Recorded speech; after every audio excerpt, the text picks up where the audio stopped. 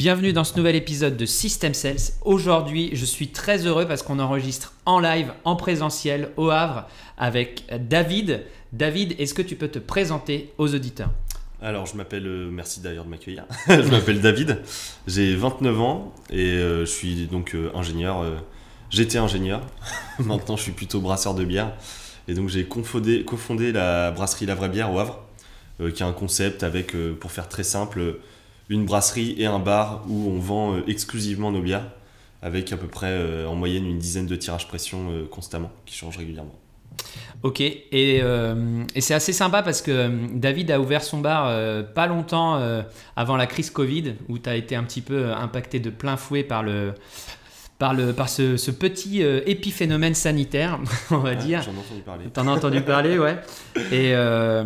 Et donc du coup, on a découvert le bar, c'était assez sympa.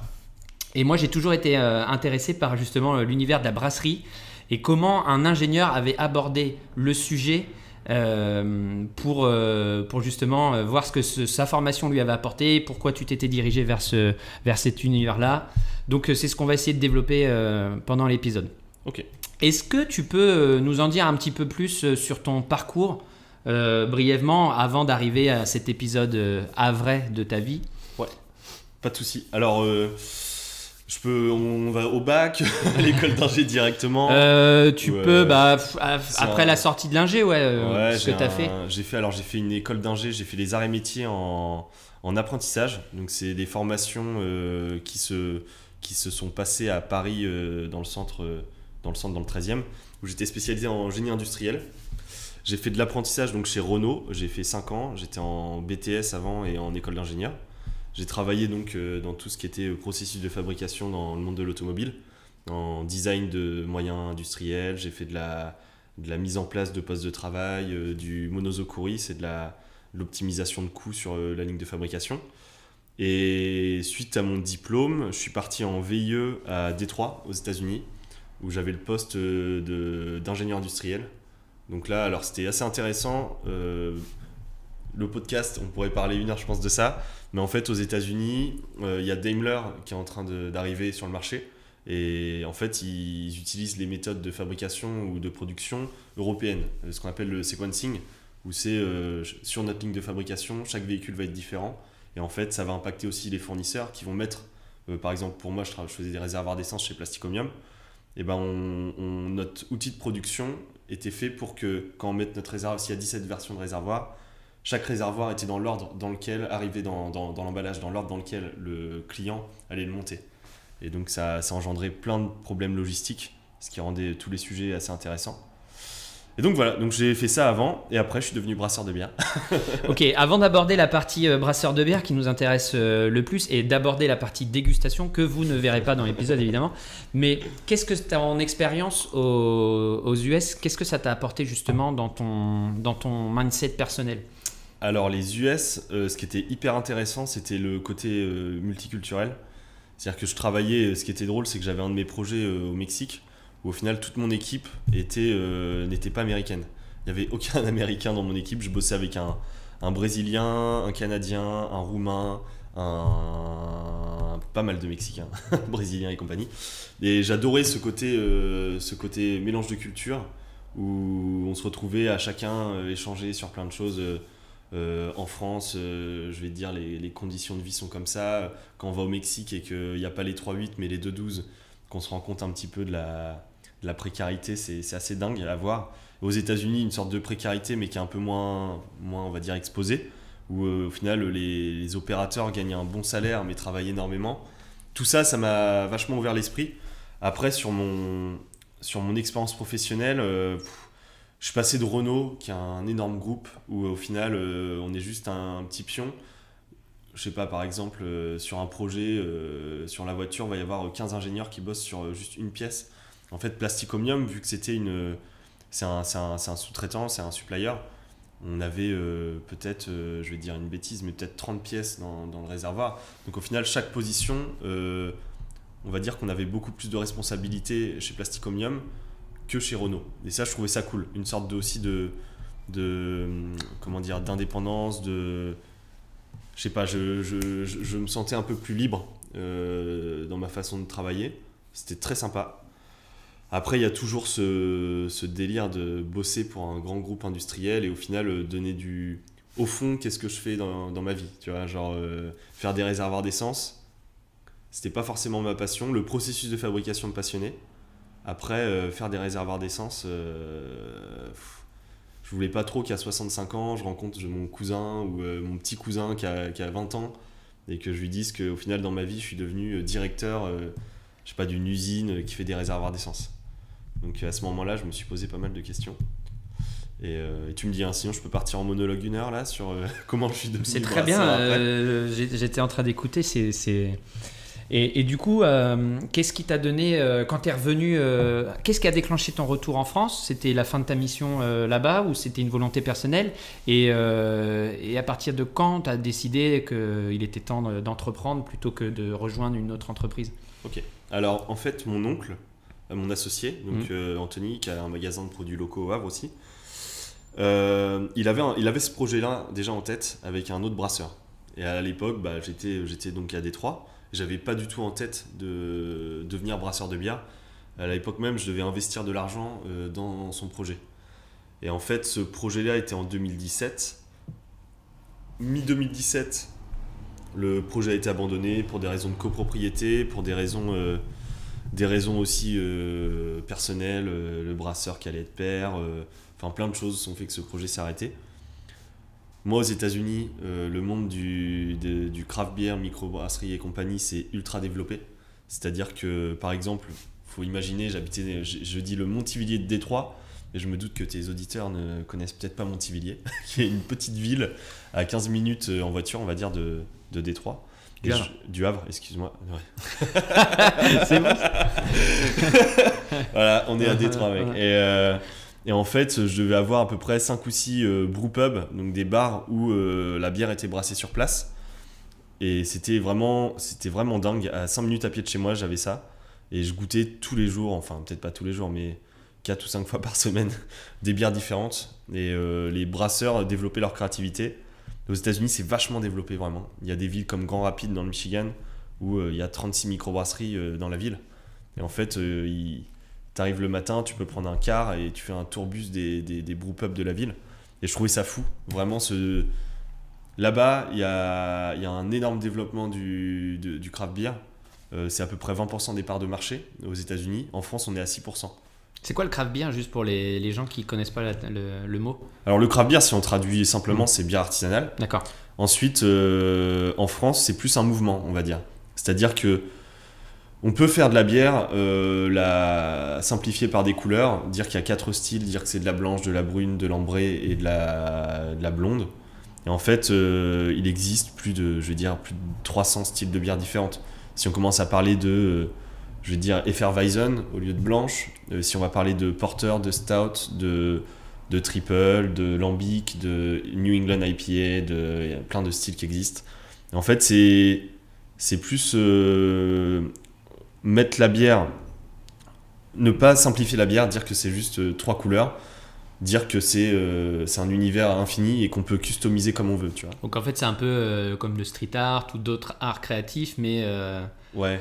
Dans la food, quoi. Je trouve que dans le monde de la bière. Le craft, quand j'étais aux US, on sentait vraiment la touche du brasseur dans la bière qu'on buvait. Ouais. Tu vois, là, au tirage, j'ai fait des bières dans un porteur, une bière brune, j'avais mis de la fève de tonka et de la vanille. Et c'est une bière qu'on peut pas boire ailleurs, en fait, parce que je la brasse une fois et tu reviens, là, cette semaine, tu as une blanche au thym citronné, tu vas avoir des New England IPA avec des choix de houblons différents que j'ai fait. Et en fait, c'est vraiment, le craft, pour moi, c'est des brasseries créatives. D'accord. Où tu y vas et tu sais jamais trop sur quoi tu vas tomber. Et souvent, c'est une bonne surprise. Hein. Ok. Et donc, si je reviens à ce que tu nous racontais, tu es à Détroit et ton oncle t'appelle pour te proposer un projet ou te proposer déjà d'investir. C'est lui qui a l'idée? C'est lui qui avait l'idée. Je suis retourné au Havre pour Noël. Donc, on a fait les fêtes en famille. Et on boit une bière dans un bar du Havre, que je ne citerai pas. Et on goûtait une bière artisanale, tu vois, moi je trouvais pas super bonne. Enfin, c'était une blonde artisanale et c'était vraiment à l'opposé de ce que je buvais aux États-Unis, qui était très maîtrisé en fait. Je t'expliquerai après, mais Les Américains, c'est un délire. Et je goûte la bière et je me dis, c'est fou qu'au Havre, on n'ait pas encore la chance d'avoir un bar où c'est du craft. Même juste des bonnes bières artisanales. Hein. Tout est maîtrisé par les industriels via des contrats brasseurs. Après, ça, c'est un monde un peu spécial. Mais il faut savoir que 95% à peu près des bars en France n'ont pas trop le choix sur les bières qui servent en pression. Ils sont sous contrat avec Heineken, enfin je sais pas si j'ai le droit de dire une marque, mais personne n'écoute. Voilà, donc Heineken, Affligen, Kronenbourg, Budweiser, AB InBev. Et en fait, les bars, les méga industriels vont voir les bars, leur donnent de l'argent pour investir dans les terrasses, dans les tirages, dans la verrerie.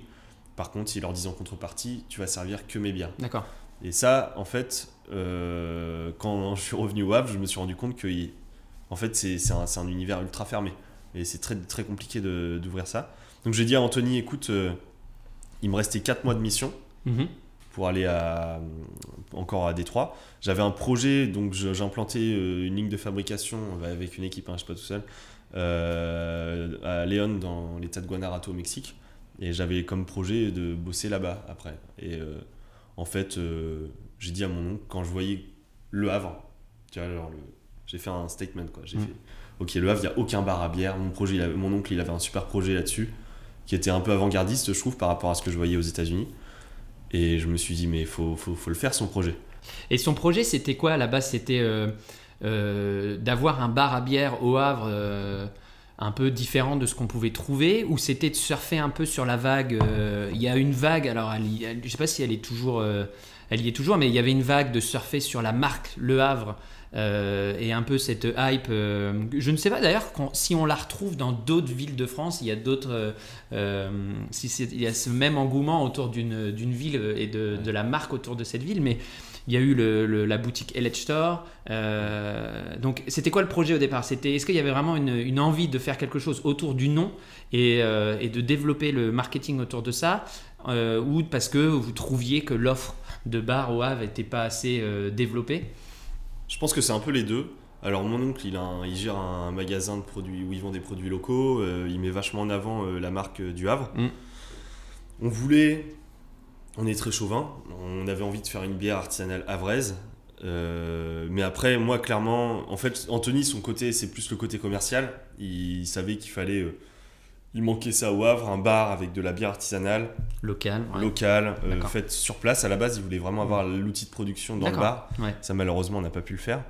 Mais donc, par contre, j'avais vraiment la vision, on va dire, du produit. Tu vois. Lui, c'est le fond et la forme. La forme, c'est mon oncle, le fond, c'est moi. Tu vois. Genre, je fais les bières comme je veux. Et lui, par contre, il va réussir à créer tout le contexte autour. Raconter l'histoire, tu sais, tout ce qui est storytelling et compagnie. Et en fait, quand on était en décembre, j'ai dit à Anthony, tu me donnes 2 semaines, voire un mois, et je vais voir un peu ce que je peux faire. Je vais me renseigner, je brassais un petit peu dans la cuisine d'un pote allemand, mais je me suis dit, il y a quand même un monde entre être brasseur, on appelle ça homebrewer, là, brasseur dans sa maison, et brasseur amateur et brasseur professionnel. Donc je suis rentré à Détroit, j'ai acheté des bouquins, j'ai lu des bouquins rapidement. Et j'ai dit au bout d'une semaine à mon oncle, j'arrête tout et puis je me lance dans la bière. J'avais fait mes petits business models sur Excel et j'ai dit c'est bon, go, quoi. On se lance là-dedans. Et je suis rentré en mai en France. Et j'ai mis dans ma cuisine, j'ai acheté tout le matos pour brasser chez moi. Et pendant 1 an et demi, j'ai élaboré mes recettes. Ah oui, c'était une des questions qui me venait. C'est au bout de combien de temps ça t'a pris d'élaborer la première recette? C'est assez rapide, hein. En fait, de la bière, c'est assez, entre guillemets, simple. Tu peux faire une bière simple assez simplement. Tu vois, dans notre business, on fait aussi des ateliers de brassage, là où on est d'ailleurs, où les gens, ils apprennent à brasser leur propre bière. Bah, tu te rends compte qu'en fait, c'est tu mets du grain, de l'eau, du houblon, de la levure. Faire 4 styles de bière, c'est pas très compliqué en soi. Tu peux très vite apprendre à le faire chez toi, tranquillement. Après, ce qui va être compliqué, c'est d'arriver à faire tous les styles. Et là, pour ça, ce qui est cool, c'est que les Américains, ils ont fait plein de bouquins. Et tu vois, en France, on a vachement ce délire de le savoir-faire, le secret de fabrication, tout ça. Et en fait, aux US, ils sont pas du tout comme ça. Ils ont une sorte de philosophie de plus on est nombreux à savoir le faire, Et puis en fait, on va prendre des parts de marché aux industriels, donc qui partagent leur savoir à fond. T'as des bouquins, t'as des mecs qui font des thèses sur la biotransformation, tu vois, c'est une réaction enzymatique avec des huiles du houblon, tu vois. C'est des fous les mecs. Et moi j'adore lire tout ça. Et donc en fait, en parlant anglais, j'avoue, ça m'a vachement aidé à pouvoir pousser l'aspect technique sur la conception d'une recette de bière. Après, j'ai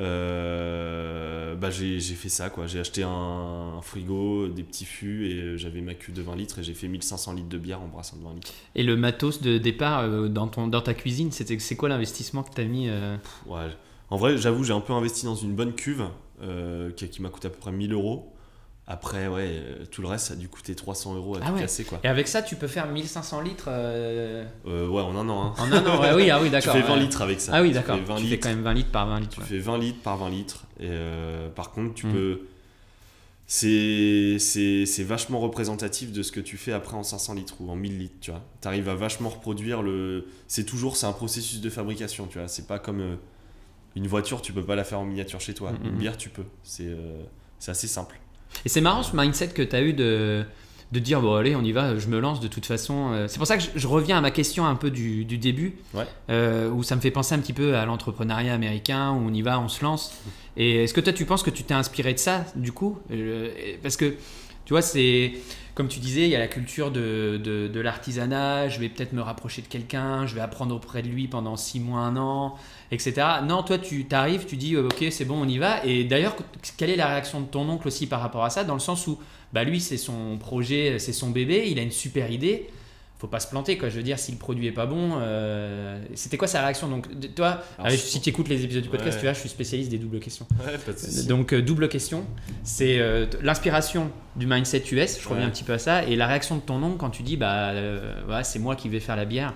Alors moi c'est peut-être un peu je vais peut-être réfléchir c'est pas mal de réflexion, mais je trouvais que dans mon taf, alors dans mon ancien boulot, je développais pas ma créativité. En fait, ta créativité, tu l'as développée via, je vais te dire, je faisais un tableur Excel par exemple, pour Plastic Omnium qui s'appelait le PFAP. C'était un truc, genre tu rentrais ta pièce et ça t'estimait ton stock de sécurité, ton stock initial, tout le stock que tu devais mettre dans ton atelier en square inch et compagnie, tu vois. Et c'était un tableur où je m'étais bien pris le chou pour en faire. Et là, je me suis un peu développé, entre guillemets, une sorte de créativité pour faire des tableurs Excel, tu vois. Mais après, la reconnaissance, tu vois, j'avais 3 potes ingénieurs qui étaient en supply chain, qui étaient en mode, mec, cool, trop bien ton tableur, c'est cool.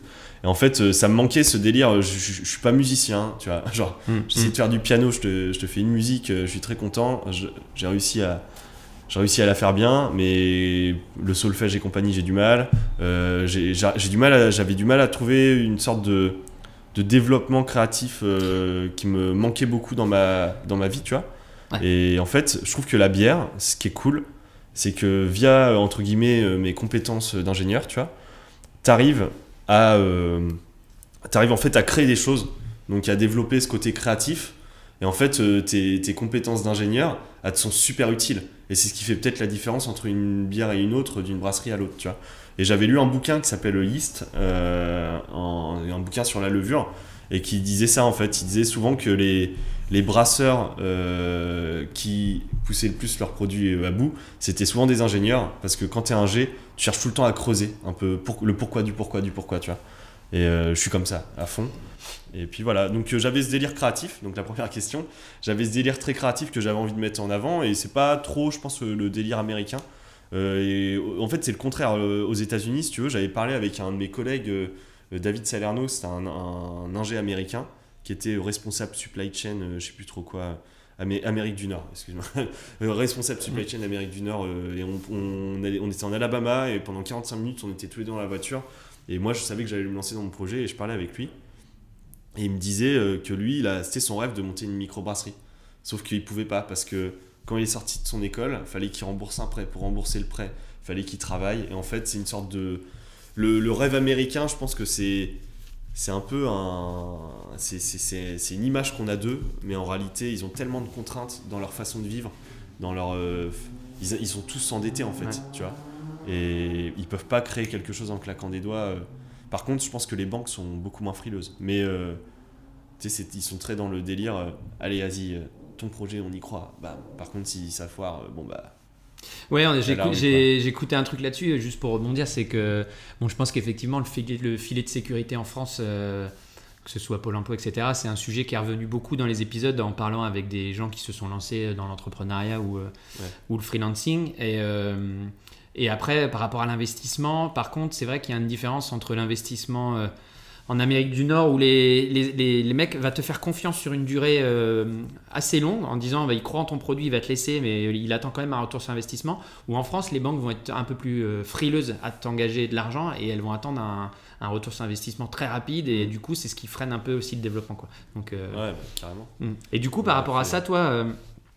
on revient à la question, ton oncle il t'a dit ok, moi t'es gentil.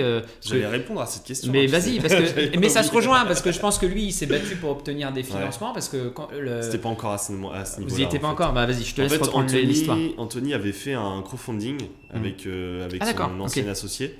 Ils avaient débloqué, je crois, 21 000 € en 10 jours, tu vois. Donc ça avait cartonné. Mais à part le crowdfunding, il avait pas encore démarché les banques. Et donc c'était vraiment il savait juste que moi j'allais rentrer en France et que je voulais me lancer avec lui là-dedans. Je pense qu'il a un peu serré les fesses quand il a goûté ma première bière quand même. Parce qu'elle était indigeste. Non, ça allait, mais il devait se dire quand même avec du coup, alors je suis associé avec Anthony, mais il y a aussi dans le projet mes deux tantes qui sont le local shop là, le magasin du tonton, et t'as des tatas du coup. Et je me rappelle, on était avec mes parents, mon grand-père, tous dans l'appartement en train de goûter les premières bières. Et c'était juste un prémisse, hein, c'était vraiment... j'avais fait, je sais plus, une pale ale un peu classique avec un petit houblon sympa. Mais elle était cool. Et puis après, je me suis amusé, quoi. C'est parti en vrille. Hein. C'est souvent pas le bon échantillon. Hein. Demander à sa famille ou à ses proches, c'est souvent l'échantillon. Ouais, c'est super bon, David. Mais après, tu sais que c'est super dur. Parce que vu que la vision américaine du craft que j'avais... Et par exemple, je n'aime pas les triples. Et je ne brasse pas de triple. Et en fait, en France, tout le monde boit de la triple dans les bars, tu vois. Et parce que, alors, tu pourrais demander, il y a Tom qui fait les ateliers de brassage, là, qui gère le manager du bar, qui fait les ateliers. Lui, sa théorie, c'est que c'est fort en alcool, c'est fort en sucre. Et en fait, notre cerveau, il aime l'alcool et le sucre et il assimile les deux. Et ça fait que les gens adorent les triples, en fait. Moi, je pense que on leur propose pas trop d'autres choses dans les bars. Tu vois, une IPA, ça va être très amer. Il n'y a aucun travail sur les IPA industriels, tu vois.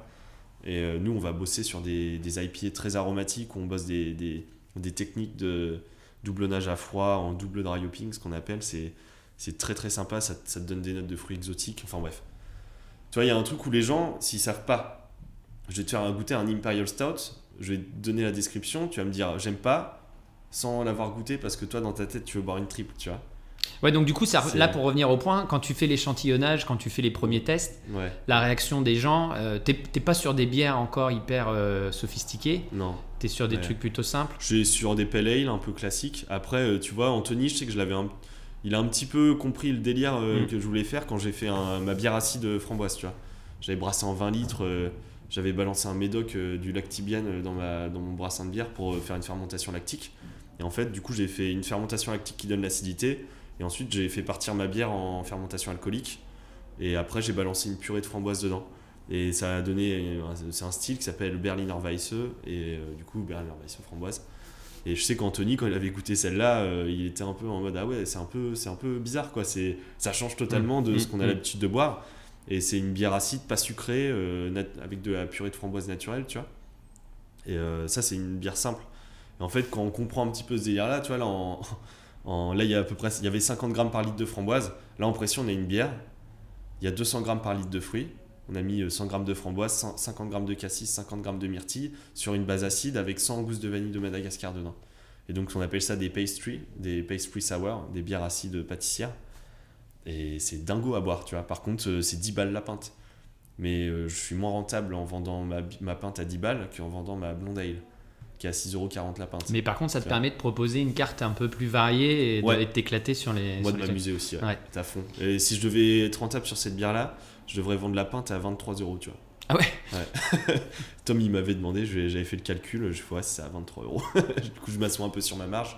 Mais par contre, là, le mec qui vient au bar, je sais qu'en ce moment, la carte qu'on a, je pense qu'il peut découvrir des trucs vachement cool, tu vois. Et donc voilà, donc je me lance un peu dans des recettes un peu freestyle. Et l'identité de la brasserie, c'est vraiment la créativité, je pense. Tu vois. Et du coup, à quel moment, genre, on revient un petit peu dans l'historique du truc. Donc lui, il goûte, c'est pas terrible, mais il dit ok, c'est bon, ça va le faire. Je résume. Hein. Non, il a bien aimé. Non, c'est bon, ok. Il dit ok, c'est bon, ouais, ce que tu fais, c'est bien, on peut le faire à plus grande échelle, on lance le truc. Ouais, il m'a pas trop demandé. Il savait que j'étais rentré en France pour ça, donc il avait pas trop le choix, je pense. Même s'il me dit c'est pas super bien, ça a pas été le cas, mais si ça avait été le cas, je pense qu'il m'aurait dit bah améliore-toi, tu vois. Et puis et essaie de t'améliorer et de trouver les bonnes solutions. Mais après, c'est un processus de fabrication, tu vois. Si t'as des soucis, il faut les identifier. Et vous avez lancé le brassage à grand volume en même temps que le projet du bar, ou l'idée c'était d'abord de lancer la partie bière en revendant l'idée localement c'était... des trucs. Alors moi, le souci, c'est que donc, j'avais profité du chômage pendant 2 ans. Et pour brasser. Voilà. Ton conseiller Pôle emploi, tu lui avais expliqué un peu le concept, non Ouais. Bah Pôle emploi, c'est pas super bonne expérience, quoi. Mais j'ai eu je touchais mon salaire, mon chômage, qui était mon chômage d'apprenti, parce que du coup, le VIE, c'est un service civique et ça compte pas comme un salaire. Ah donc c'était pas terrible, mais bon, au moins j'avais un peu d'argent quand même qui tombait tous les mois.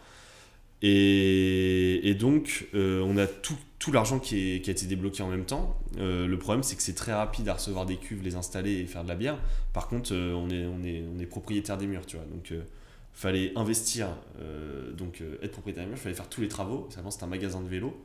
Donc, on a dû tout casser. Et là, on a mis quasiment 1 an à faire les travaux du bar. D'accord. Donc, on était obligés, et moi, à la fin de mon chômage, donc on était obligés en parallèle de faire la brasserie et faire les travaux du bar. Et le Covid. on a tout pris en même temps. Et pendant que tu brassais en amont, tu stockais ou tu revendais déjà un peu sur la... Ouais, tu revendais déjà. Je revendais du coup à 2-3 revendeurs. Mais le business model est vraiment opté sur le B2C, tu vois, sur la vente en direct au client. Ouais. Parce que je pense que vu qu'on fait des bières bizarres, c'est compliqué de dire à un revendeur, à part on a des revendeurs un peu foufou, tu vois, mais de dire à un revendeur, écoute, là j'ai fait une bière acide pâtissière avec de la vanille et du truc, avec de la framboise, du cassis et de la myrtille, et j'ai mis du flocon d'avoine aussi dedans. Par contre, ta bouteille, il faut que tu la sortes à 6 €. Tu vois. Donc une bière artisanale à 6 €, il faut que le client il soit prêt à l'acheter, donc il faut bien la vendre. Le problème, c'est que si c'est pas toi qui la vends, et si c'est quelqu'un, un caviste à vin par exemple, va vraiment falloir qu'il comprenne vraiment le délire derrière cette bière-là, tu vois. Et alors que quand on est au bar, vu que c'est nous qui sommes en direct, c'est beaucoup plus simple de vendre des bières un peu plus bizarres aux gens. On peut limite leur faire goûter un petit fond, ils goûtent, wow, c'est dingue, allez hop, je prends une pinte à 10 balles, tu vois. Et donc voilà, donc moi j'aime beaucoup plus le côté, tu vois, t'as le B2B dans le milieu un peu de la bière, c'est très, tu sais, il faut offrir un peu les verres, les cartons, c'est un monde de businessman, tu vois. Moi je suis pas trop comme ça, je t'avoue, je suis très spontané, j'aime bien être dans ma brasserie, faire mon process, venir ici, voir des gens que j'aime bien, servir des coups. Puis au final, je pense qu'on marche mieux du coup, parce qu'on fait de la vente, on crée le produit, on le vend, tu vois.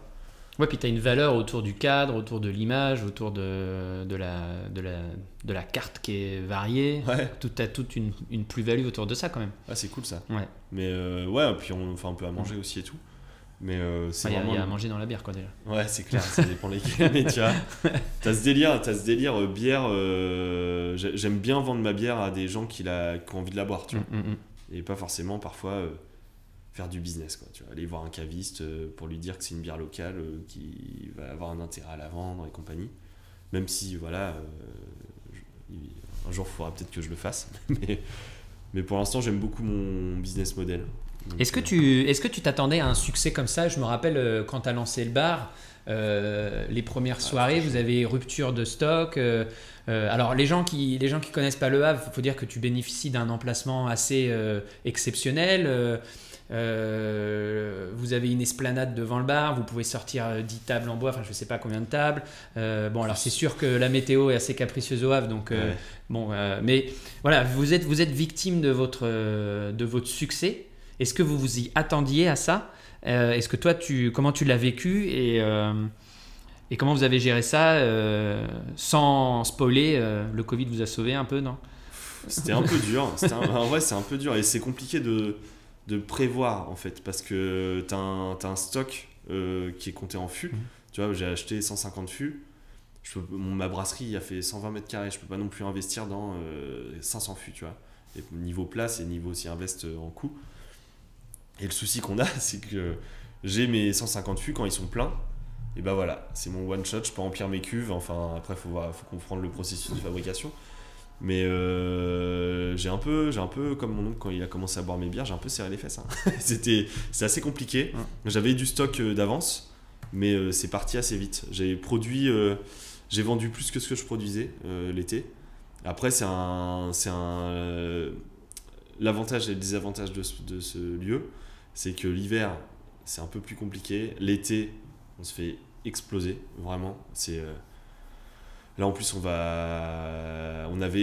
c'était un peu crescendo parce qu'avec le Covid on a eu tu vois le 6 par table, on a eu pas le droit de rentrer à l'intérieur, donc au final on voyait qu'on se faisait un peu éclater mais c'était progressif et moi j'ai eu le temps de brasser à fond, faire du stock pour quand les restrictions allaient sauter, bah tu vois j'avais un peu de stock pour résoudre le problème.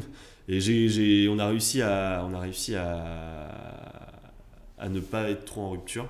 Par contre, j'étais en rupture sur toutes les bouteilles. Tu vois, mon volume bouteille, il est parti direct et ça, j'ai pas eu le temps de réembouteiller. Tout partait au bar. Et le problème, c'est que l'hiver, bah, je travaillais plus avec des bouteilles du coup. Tu vois. D'accord. Donc c'est un peu compliqué. C'est un peu compliqué à travailler tout ça. Mais justement, la logistique autour de tout ça, ta capacité de brassage. Enfin, tu vois, quand tu dépasses une certaine quantité, j'imagine que là, on rentre un peu dans le. C'est plus de l'artisanal dans sa cuisine, quoi. Tu as une gestion des stocks à prévoir, tu as un flux à prévoir, il faut que tu alimentes le bar en continu. Ouais. Tu fais ça tout seul ou t'es. Je le fais avec Anthony, avec mon oncle. Ouais. Il est assez chaud là-dessus. C'est ce qu'il fait dans son magasin. Il aime bien faire des tableurs. D'accord. On a un peu pareil Tu vois, on y revient. Hein, et ouais, c'est ça, le petit tableur avec. Il ressort les chiffres du bar avec des estimations, on se fait des prévisionnels. Et en fait, on essaie de sortir. Là, en ce moment, je sors une nouvelle bière par semaine, tu vois. En plus ouais, oui. Tout le temps. On est à plus de 40 recettes en un an, là, ouais. tu vois. Et en gros, on essaye de sortir un style de bière. On estime quand est-ce qu'un des styles va se terminer. Je vais te dire une bêtise, tu vois. Là, on a une bière brune forte en alcool d'un Imperial Stout. Il nous reste un fût à la brasserie, il reste un fût en stock ici. On estime que dans, je sais pas, une semaine, c'est mort, tu vois. Mais derrière, il y a une vanilla porter, donc une bière brune plus légère à la vanille, tu vois. Et en fait, on essaie qu'il y ait toujours une bière brune qui change et que tout en fonction de la production et en fonction de notre consommation, tu vois, ça se chevauche. Et tu sens qu'il y a un flux de personnes qui vient pour tester à chaque fois, ou t'as pas peur de perdre un peu les gens, justement, des habitués qui viendraient, qui disent ok, t'as une carte de 12 bières, mais les gens se sont habitués à voir ces 12 là. Est-ce que tu crois qu'il y a à part te faire plaisir, est-ce que tu crois qu'il y a un réel intérêt à varier la carte autant tu vois, d'un point de vue clientèle, comment ça. Tu vois, quand tu vas au restaurant, ouais. Est-ce que tu aimes bien avoir un resto, je vais dire chez Payette par exemple, un restaurant classique où tu as tout le temps tes mêmes plats, et tu préfères pas un resto où tu sais que toutes les semaines le mec s'amuse à changer sa carte? Bah moi je pense que le Payette il a son succès parce que les gens ils savent ce qu'ils vont manger, et après il y a d'autres restos où on va parce qu'on sait qu'on va découvrir des nouvelles choses à chaque fois. Ouais. C'est le même concept. C'est qu'en fait quand tu viens à la vraie bière, tu sais, après tu suis sur les réseaux sociaux, tu vois, on annonce nos nouvelles bières. Après on a quand même une gamme fixe. Tu sais que la Blonde Ale, la Berliner Weiss framboise, du coup la fameuse que j'ai brassée dans ma cuisine, que j'ai fait goûter à mon oncle, et la IPA, ces trois-là seront toujours en pression, tu vois, toujours. Après les autres, là il y en a 11 je crois, 10, non peut-être 10 ou 11 en pression. Tout le reste c'est des éphémères, c'est des tests. Enfin des tests, c'est pas des tests, c'est des bières que j'ai brassées, je ne referai plus. Et en fait, on a beaucoup de clients qui attendent tout le temps nos nouvelles bières. Et ils voient sur les réseaux qu'il y en a une nouvelle qui arrive. Donc t'as un vrai truc qui s'est créé autour de ça justement. Bah c'est ce qui est cool, c'est que c'est moi, comment j'ai l'impression de me voir moi parfois quand j'étais aux US, tu vois, et que je suivais mes brasseries. D'accord. Et que je savais que la brasserie allait sortir une nouvelle bière et que hop, j'étais au taproom le lendemain pour les tester. On a pas mal de personnes qui viennent pour goûter tout le temps les nouvelles, tu vois. Et ils savent par exemple le style NEIPA, New England IPA. C'est vraiment un des styles un peu, c'est ma marque de fabrique, c'est un de mes styles préférés. Et quand j'en fais une nouvelle, et bah Les gens ils viennent, ils me disent par rapport à celle d'avant, par rapport à celle-ci, tu vois. Et t'as ton retour client qui est Ouais, t'as un vrai engagement de ta communauté maintenant autour de ça. C'est mythe ça, ouais, c'est une sorte de communauté qu'on a créée. C'est cool. Tu vois, le concept il est là, quoi. Ouais. Et moi je vois ça comme ça. C'est-à-dire que si tu veux boire une triple, ta triple carmélite dans un autre bar à bière au Havre et tout, enfin j'empêche personne d'y aller, tu vois. Il n'y a pas de souci. Moi si ça plaît pas à ces gens-là que je change tout le temps ma carte, il n'y a pas de souci. Enfin il y a d'autres bars qui le font. Notre but c'est pas de faire comme les autres bars, c'est de justement développer notre créativité, sortir tout le temps des nouveaux produits. Il y a une demande pour ça je pense, et c'est une demande qui existait, ça n'existait pas avant, tu vois. Avant dans tous les bars du Havre c'était tout le temps les mêmes bières, il y avait juste la bière du moment entre guillemets qui changeait. Ici ça change tout le temps, tu vois. Il y a une sorte de, on a investi, on a créé un projet, j'essaie de pas trop partir en vrille, on a créé un projet en fait qui n'existait pas en France, tu vois, ou qui existait à Paris ou dans les grandes villes, mais au Havre en tout cas n'existait pas au Havre. Donc c'est assez drôle de voir des gens découvrir qu'ils aiment ce projet, tu vois. Ouais, carrément. Tu vois, cette façon de consommer. Et autour de ça, de toute façon, c'est ce qu'on dit en marketing, hein, il faut savoir se nicher, se différencier. Et par rapport à ça, tu sens un peu venir une compétition, oui, des concurrents qui développeraient des concepts. Il y a d'autres bars au Havre qui se sont ouverts, mais eux font venir des bières d'un peu partout. Et comment tu vois justement ton positionnement par rapport à une éventuelle compétition sur le Havre, tu nous en as déjà parlé un petit peu par rapport à ton aventure US, plus être de fou, plus on rit. Comment tu vois les choses toi par rapport à ça justement? Vraiment, moi j'aimerais bien qu'au lieu d'avoir des bars à bière qui servent de la bière industrielle, ce soit un autre brasseur qui fasse son taproom, tu vois, enfin son bar avec ses bières. Pour une raison simple, déjà si les gens vont chez lui et vont plus chez moi, c'est que j'ai un problème avec mon process et avec ma bière, tu vois. Donc c'est à moi de me remettre en question. Ça serait challengeant un petit peu, j'aime beaucoup ça. Après, et même en tant que client, enfin, moi je suis quelqu'un comme un autre, hein, genre le soir j'aime bien sortir dans les bars pour boire des bières. Aujourd'hui l'offre au Havre, je sais qu'il y a 2-3 bars, je sais où aller pour boire une bière artisanale. Après c'est jamais la bière artisanale du bar, tu vois. Et ça c'est un modèle que j'aimerais vraiment que ça se développe. Et limite, après c'est un peu utopiste quoi, mais devenir un petit peu comme la ville de Grand Rapide que j'expliquais, où tu as 35 microbrasseries dans la ville et tu t'amuses en fait à tourner entre les bars à bière, tu vois. En fait tu vois la potentielle compétition plutôt comme c'est pas du tout une posture défensive, toi tu vois ça plutôt comme un facteur d'épanouissement. Et puis ça, à la c'est limite mon point de vue. Après, mon oncle et moi là-dessus on est peut-être pas tout à fait pareil. Moi je pense que si les gens se mettent à boire plus de bière artisanale, on est gagnant, tu vois. C'est si un mec il goûte un Imperial Stout d'une brasserie qu'il a aimé, s'il sait qu'on en fait une, il va vouloir la goûter, tu vois. Et après c'est à nous de s'amuser à tout le temps créer des nouvelles. Et c'est un modèle qui fonctionne à fond aux US. Ouais. Ça va être sur la qualité de la bière que tu bois. Et ce qui est moche, c'est que en fait, au restaurant, moi, tu vois, je suis un peu choqué par ça, mais on va être hyper exigeant sur savoir si nos frites sont surgelées, sous vide ou faites maison. À côté de ça, tu vas boire de la Grimbergen en pression, tu vois, et qui est une bière industrielle dégueulasse. Puis en plus, du coup, il y a un projet un peu. Il y a un projet un peu éco-responsable, il y a un projet de business local, de proximité. Finalement, on consomme ce qui est brassé localement, donc c'est pas mal. Et du coup, tu as des projets de distribution un peu élargis par rapport à ça, ou vous restez sur une volonté de... Notre choix de base, c'était de faire un bar et brasser pour le bar. Et en fait, j'ai réfléchi, on a réfléchi avec Anthony à se développer. Et en fait, ça te met tellement de contraintes. Tu vois, tu deviens... je préférerais gérer mon petit business, tu vois, genre avec ma communauté, mes clients qui nous font vivre, en fait. Et moi, ça me permet de vivre de ma passion, de brasser de la bière, tu vois. Et franchement, mon but, c'est pas d'être le plus gros brasseur de France ou de Normandie. Hein.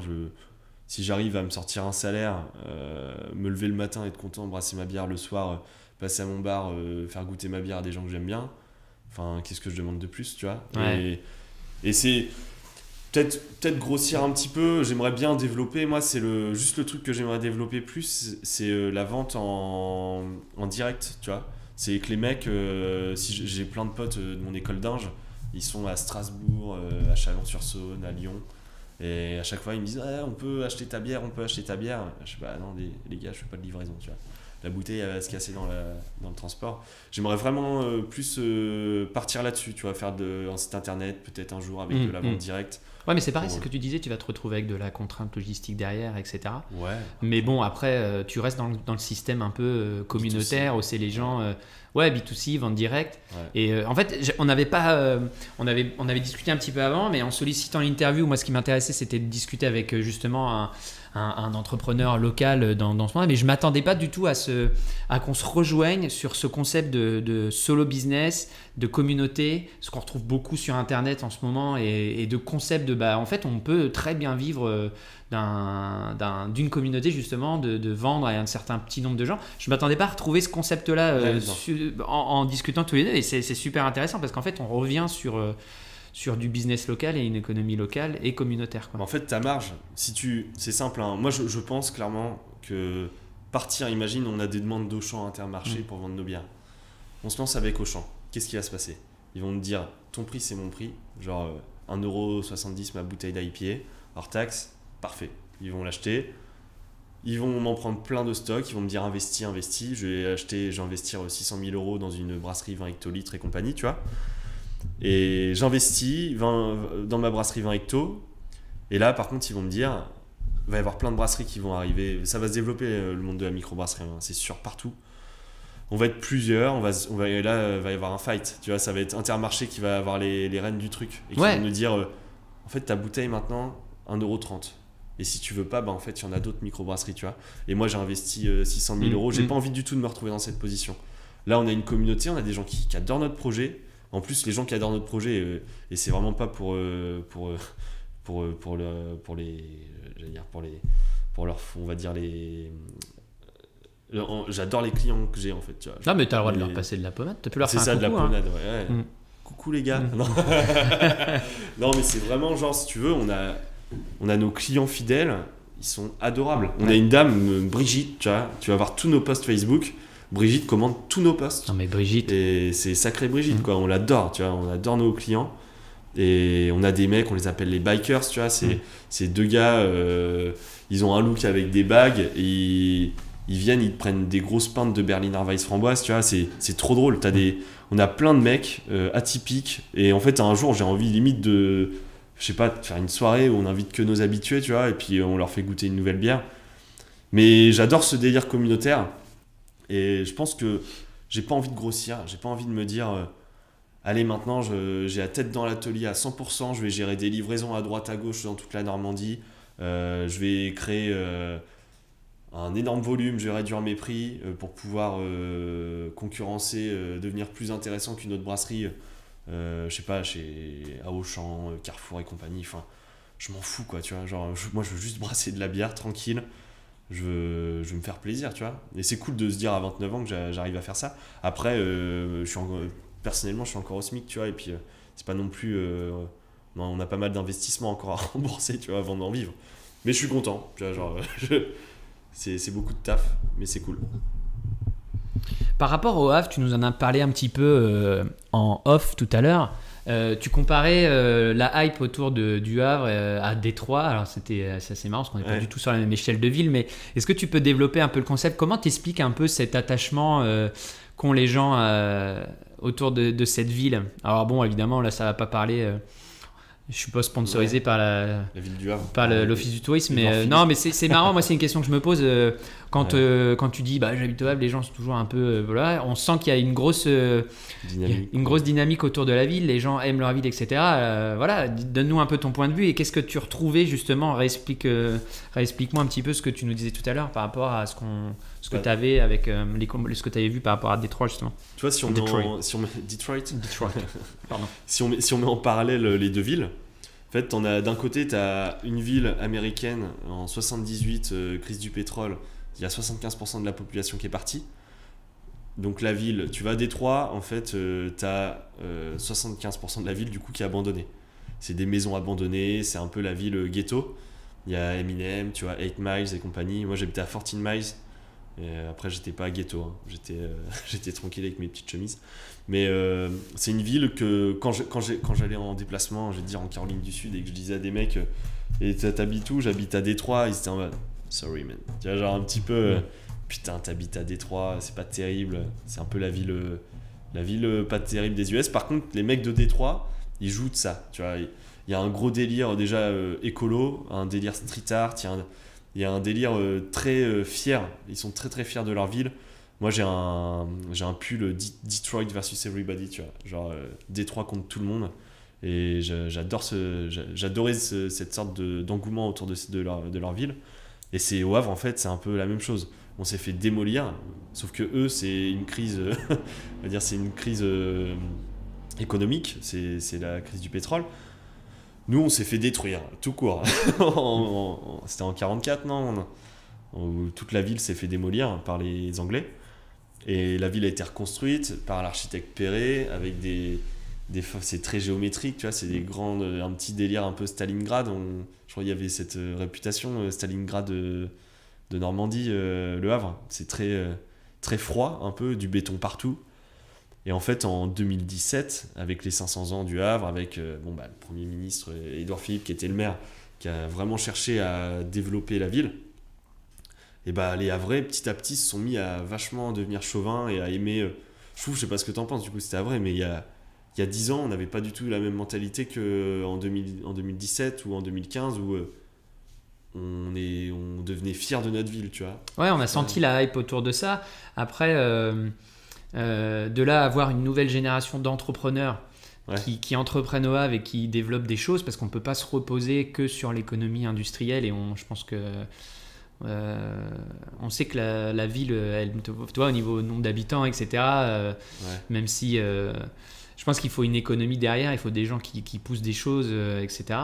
Mais oui, on a senti le virage et le développement de la ville. Donc c'est un peu pareil, tu vois, tu as les deux villes qu'on subit, qui ont perdu de la population. D'accord. Tout le monde, c'est plus ce délire, tout le monde nous déteste. Et en fait, on est bien. En fait, t'as envie de détester nous, c'est pas grave, nous on est bien dans notre ville, quoi. Moi, quand je suis arrivé à mon école d'ingé à Paris, et que j'avais du coup mes potes un peu de partout en France, et c'est pareil qu'à Détroit, quoi. C'était, tu viens d'où? J'habite au Havre. Ah, désolé mec, tu vois. Merde. Là, avec le Covid et le déploiement à grande échelle du télétravail, il y a une tentation aussi des gens de quitter Paris et de venir s'installer ici. Je sais pas, là, on va pas finir là-dessus, mais je sais pas comment tu vois ça. Tu vois ça comme une opportunité, tu vois ça comme... Il y a des gens qui voient ça comme une menace, parce que voilà, l'explosion des prix de l'immobilier, etc. C'est ça, j'ai acheté mon appartement il y a quelques mois, tu vois. Ouais, t'as toujours pas de matelas d'ailleurs. Non, j'ai pas de matelas. Non, mais tu vois, c'est un vrai... c'est un potentiel pour les entrepreneurs, pour le business, mais pour les... Ouais, pour nous, c'est bien. Clairement, enfin, tu vois, on a un autre projet, je vais dire, il est un petit peu...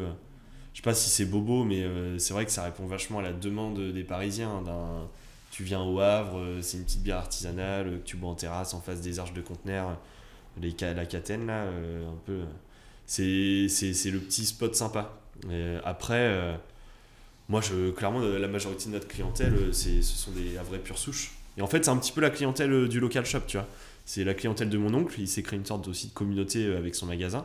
Et cette communauté-là, elle a un petit peu switché sur notre projet de bière, tu vois. Et ce qu'on en parlait aussi avant. En fait, on a trop parlé avant, j'ai l'impression.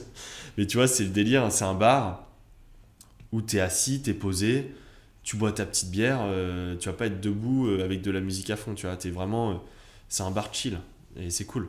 Et effectivement, ça répond peut-être aussi aux besoins... des Parisiens qui sont en train d'arriver, et on en croise beaucoup. Aux besoins même aussi des gens ici, toi. Mais vas-y, on n'en a pas parlé, mais t'as largement une minute pour nous vendre le concept, le concept du bar. Alors, la vraie bière. Alors, qu'est-ce que c'est? Comment ça vous est venu cette idée un peu de développer aussi les activités connexes, de donner des cours de brassage, de faire découvrir un petit peu tu peux nous en dire un peu plus là-dessus? Alors, c'est vraiment... Parce que c'est plus de taf. Hein. Ouais.